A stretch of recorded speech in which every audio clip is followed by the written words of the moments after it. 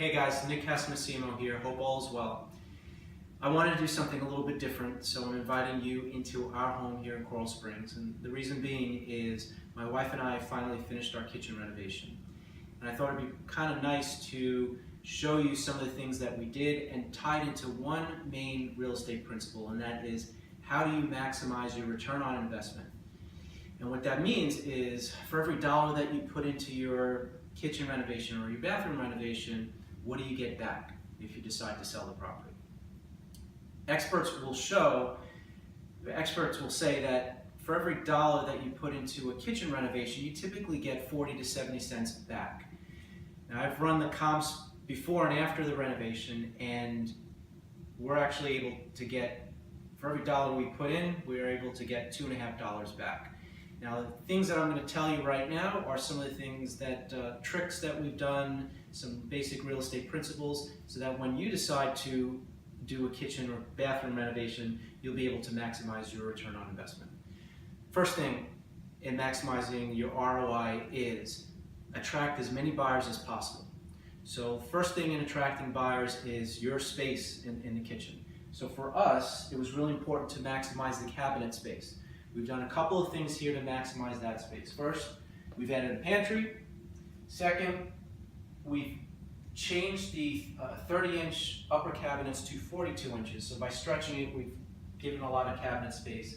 And finally, in the bottom corners, where there was dead space, we've replaced it with Lazy Susans. So for buyers, it's a really big value add because you can put all your pots and pans, knickknacks, all your stuff away. It doesn't have to be seen, and you can keep your countertops nice and clean. Second thing when it comes to attracting the most amount of buyers is keeping things neutral. So you can see in this kitchen we have whites, we have cream colors, we have light grays. The only pop of color, as you can see, is in the backsplash, which is a blue-gray. Yes, it is a color, but we feel like it would still appeal to a lot of buyers. It's not an extreme color.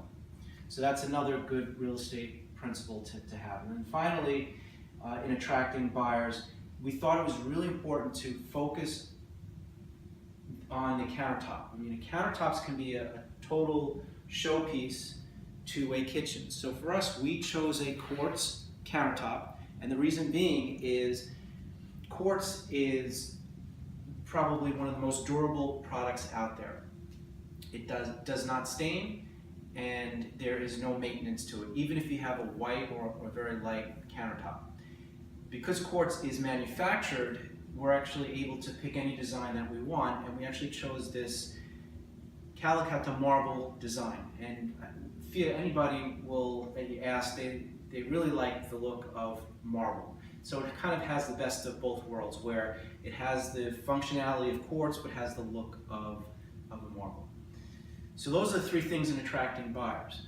Now, in order to return on investment, it's really important to keep within your budget.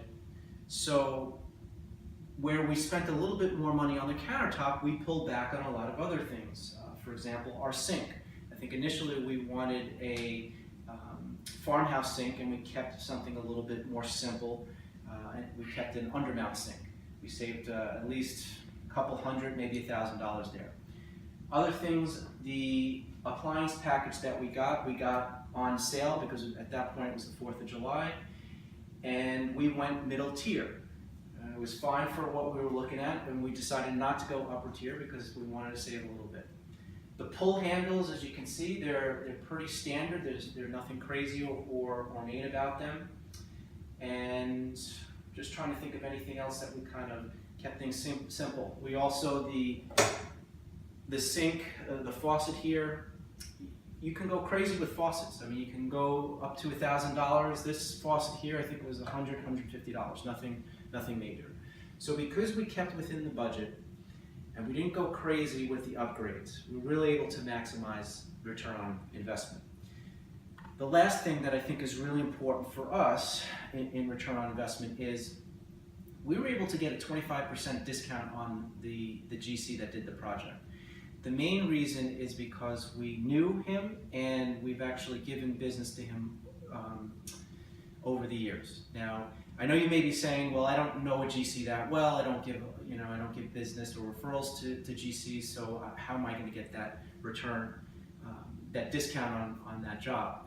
Well, what I can say to you is that many of us have things of value, and a lot of times you can barter those things to get that discount. So for example, if you work in the service industry where you're a plumber, an electrician, if you work with furniture or paint, I mean, you can potentially barter and get a really good discount from the GC. If you don't work within that service field, there's still maybe things of value that you have that can be really important for a general contractor. So for example, if you have a big Twitter following, if you have a lot of friends on Facebook or if you do an e-newsletter, maybe you can do free advertising or free marketing. The worst, you can just present these things to the GC, and the worst thing that they can say is, no, that's not going to be of value to me. The best thing is that they can say, you know what, I am targeting that population, that demographic, and I'm willing to give you a 10 or 20% discount on the job. And as a result, your return on investment will skyrocket. So those are just a couple of things that I think really would maximize return on investment. I hope you enjoyed this video, and if you guys have any questions or comments, please feel free to reach out to me. All right, guys, take care. Have a great day.